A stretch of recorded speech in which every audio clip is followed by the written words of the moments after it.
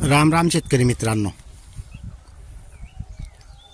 आता आपण जे एस कल्चरमध्ये रासायनिक खतं टाकतोय ते याच्यात जीवाणू मरतायत का असे फोन आपण यूट्यूबवर आपला नंबर दिलेला आहे.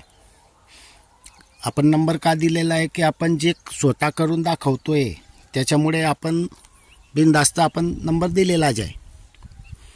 तर त्यामुळे भरपूर शेतकऱ्यांचे म्हणजे फोनवर प्रश्न झाले की बुवा ज्या वेळेला रासायनिक खतं टाकले जातात बुवा त्यावेळेला जीवाणू मरतात असं विचारणा करण्यात आलेली आहे आणि आपण त्यांना अनुभवातूनच उत्तर देतोय. आता समजा आपण एस कल्चर तयार करून हे 3 दिवस ठेवलेलं आहे. त्याच्यानंतर आपण याच्यात जे 10-26 टाकलं आहे, पोटॅश टाकलं आहे, त्यानंतर पोटॅश टाकलं, हे जे खतं टाकले त्याच्यानंतर आपण 12 तासात आपण त्याचे परिणामी दाखवलेले आहेत. शेतकरी मित्रांनो, समजा आपण कल्चरमध्ये जे काही रासायनिक खतं टाकले आणि त्यातले जीवाणू मेले असते तर जे प्रक्रिया आहे ती झालीच नसती. समजा खतं टाकल्यानंतर रिलॅक्सन झालं त्यानंतर ते स्वच्छ पाण्यासारखं झालं असतं, त्याला फेस पण आला नसता.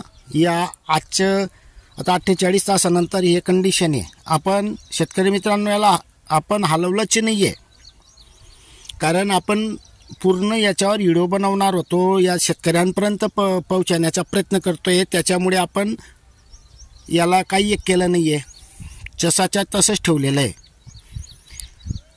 त्यामुळे समजा जीवाणू मेले असते तर हा जो प्रकार होतोय ते झालं नसतं आणि समजा जे मटेरियल टाकलेलं आपण याच्यात ते खाली बसून गेलं असतं आणि वरती फक्त पाणी दिसलं असतं आपल्याला.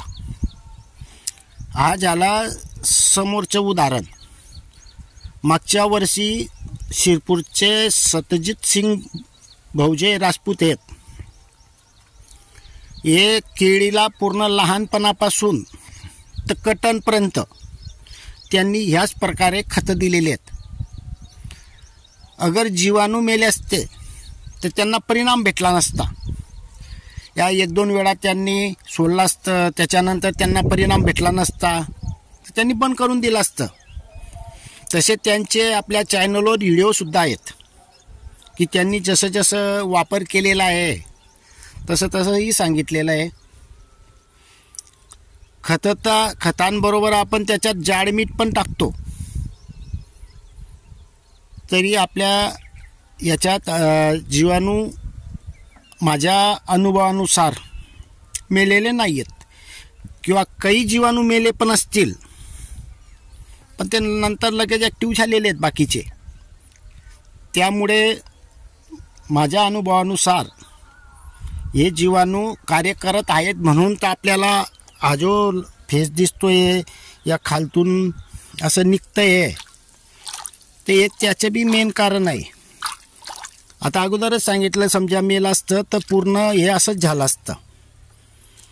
आता आपण त्याला हलवून घेऊ बरं. काय आवाज येतो आणि आवाज इतका चुरचूर येतो की विचारूच नका.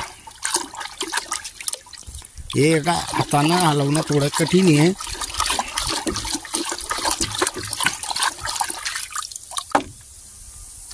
बघा, चूरचूर आवाज सुद्धा क्लिअर आहे. तरी बी आपण जास्त प्रमाणात आपल्यावर हलवलं गेलं नाही ते एका हातामुळे तरी त्याचा आवाज येतोय.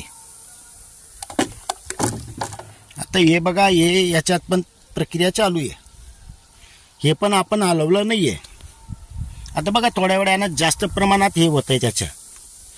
तर याच्यावरून आपणच विचार करावा की जीवाणू मरतात की जिवंत आहेत. धन्यवाद.